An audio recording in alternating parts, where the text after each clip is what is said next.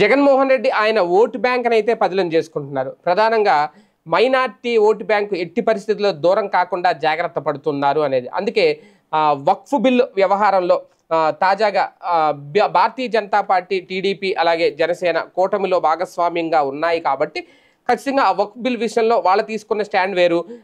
అలాగే వైఎస్ఆర్సీపీ మాత్రం వక్ఫ్ బిల్కు వ్యతిరేకంగా నిర్ణయం తీసుకుంది మొదటి నుంచి కూడా. ఎందుకంటే వక్ఫ్ బిల్లుని, వక్ఫ్ చట్టాన్ని పూర్తిగా ముస్లింలు వ్యతిరేకిస్తున్న నేపథ్యంలో, అలాగే మైనార్టీ ఓట్ బ్యాంక్ కోసం కాంగ్రెస్ పార్టీయో లేదంటే కాంగ్రెస్ పార్టీకి సంబంధించిన మిగిలిన పక్షాలు అంటే ఐఎన్డిఏ కూటమి ఏదైతే ఉందో వాళ్ళందరూ కూడా ఆ బిల్లుని వ్యతిరేకిస్తున్న నేపథ్యంలో వైసీపీ కూడా అదే స్టాండ్ తీసుకుంది.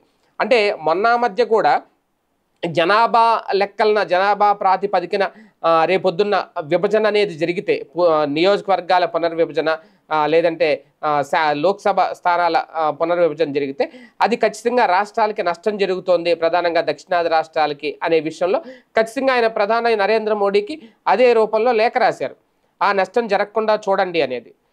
అయితే కూటమిలో భాగస్వామ్యంగా ఉన్నారు కాబట్టి టీడీపీ ఆ పని చేయలేకపోయింది, జనసేన ఆ పని చేయలేకపోయింది. ఇప్పుడు తాజాగా వక్ఫ్ బిల్ విషయంలో కూడా వాళ్ళ స్టాండ్ వాళ్ళది, వీళ్ళ స్టాండ్ వీళ్ళది అన్నట్టుగా ఉన్నారు. జగన్మోహన్ రెడ్డి మొదటి నుంచి కూడా ముస్లింలకు అనుకూలంగా ఉన్నారు, అలాగే క్రైస్తవులకు అనుకూలంగా ఉన్నారు, అలాగే ఆ 40% ఓటు బ్యాంక్ ఏదైతే ఉందో దాన్ని కూడా పదిలపరుచుకునే దిశగా ఉన్నారు. అలాగని చెప్పి భారతీయ జనతా పార్టీతో నేరుగా గొడవకు దిగట్లేదు, అలాగని చెప్పి మోడీతో ఎలాంటి విభేదాలు లేవు.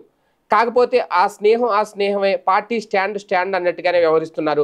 మొత్తానికి జగన్మోహన్ రెడ్డి తనకున్న ఓటు బ్యాంకును పదిలపరుచుకునే విషయంలో చాలా జాగ్రత్తగా ఆచితూచి అడుగులు వేస్తున్నారు.